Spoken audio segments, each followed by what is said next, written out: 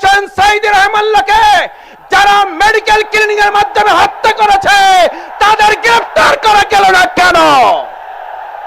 শেখ হাসিনাকে বিচার করার জন্য বাংলাদেশে আমরা তাকে ফেরত আনতে পারলাম না কেন? এই ব্যর্থতার দায় বর্তমান সরকারকে নিতে হবে। শরীফ ওসমান হাদির আসামিদেরকে এখনো ভারত থেকে বাংলাদেশে নিয়ে আসতে পারলাম না কেন? মালয়েশিয়া থেকে, দুবাই থেকে কেন বেনজিরকে এখনো দেশে আনা গেল না? হয় বিচার করুন, না হলে জনগণ আপনাদের বিচার করবে, তার জন্য প্রস্তুতি গ্রহণ করুন।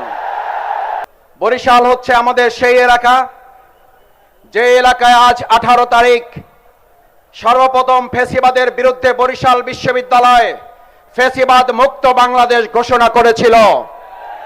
বরিশাল হচ্ছে সেই বরিশাল যেই বরিশাল থেকে আমাদের প্রিয় মাতৃভূমি বাংলাদেশকে ফ্যাসিবাদ মুক্ত করার জন্য এখানকার তরুণ দামাল ছেলেরা জীবন বাজি রেখে বলেছিল, বরিশাল যেহেতু ফ্যাসিবাদ মুক্ত হয়েছে, বাংলাদেশও ফ্যাসিবাদ মুক্ত হতে বাধ্য। সেই বরিশালে আজকে সমাবেশে আমরা সেই তরুণ যোদ্ধা এবং জুলাই যোদ্ধা শহীদদেরকে স্মরণ করছি। আল্লাহ তাদেরকে জান্নাত নসিব করুন এবং আহত পঙ্গুদেরকে সুস্থতা দান করুন। সংগ্রামী ভাই এবং বন্ধুগণ, 17 বছর ফ্যাসিবাদ আমাদেরকে শুনিয়েছিল উন্নয়ন এবং উন্নয়ন, আমাদের মাথা থেকে নির্বাচনকে সরিয়ে দিয়েছিল।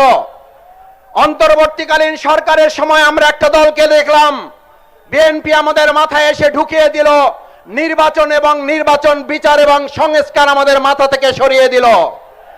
আমরা একটা কথা বর্তমান সরকারকে জানতে চাই, যদি জুলাইয়ের উপরে ভিত্তি করে এই সরকার প্রতিষ্ঠিত হয়, তাহলে এখনো পর্যন্ত শেখ হাসিনাকে বিচার করার জন্য বাংলাদেশে আমরা তাকে ফেরত আনতে পারলাম না কেন? এই ব্যর্থতার দায় বর্তমান সরকারকে নিতে হবে। আমরা জানতে চাই, এই বরিশালের মানুষের নয়, গোটা আন্তর্জাতিক বিশ্বের নেতা ছিলেন দেলোয়ার হোসেন সাইদি রহমাল্লাহকে যারা মেডিকেল ক্লিনিং এর মাধ্যমে হত্যা করেছে তাদের গ্রেফতার করা গেল না কেন? আমরা জানতে চাই, তরুণ প্রজন্মের প্রিয় নেতা শরীফ ওসমান হাদির আসামিদেরকে এখনো ভারত থেকে বাংলাদেশে নিয়ে আসতে পারলাম না কেন? মালয়েশিয়া থেকে, দুবাই থেকে কেন বেনজিরকে এখনো দেশে আনা গেল না? 11 দলীয় সমাবেশ থেকে পরিষ্কার বার্তা দিতে চায় বরিশালবাসী, হয় বিচার করুন, না হলে জনগণ আপনাদের বিচার করবে, তার জন্য প্রস্তুতি গ্রহণ করুন।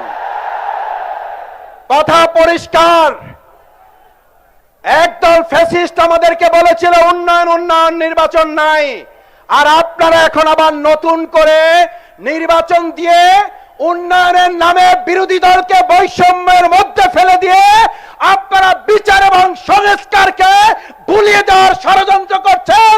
আবার এই প্রজন্ম জেগে ওঠে, বিচার সংস্কার বাস্তবায়ন করে নতুন সরকার প্রতিষ্ঠা করা হবে। যদি তার জন্য আরেকবার ডাক দিতে হয়, তার জন্য আরেকবার রাস্তায় নামতে হয়, আমার বরিশালবাসী 18 তারিখ যেভাবে রাস্তায় নেমেছিলেন, আরেকবার 11 দলীয় নেতা ডাক্তার শফিকুর রহমান ডাক দিলে, জোট নেতৃবৃন্দ ডাক দিলে রাস্তায় নামতে রাজি আছেন কারা? ধন্যবাদ সবাইকে। সেই রাজপথে নেমে আবার বিচার সংস্কার আদায়ের জন্য প্রস্তুত থাকার আহ্বান জানিয়ে কথা শেষ করছি। আল্লাহ হাফেজ। বাংলাদেশ জিন্দাবাদ। 11 দলীয় ঐক্য জিন্দাবাদ।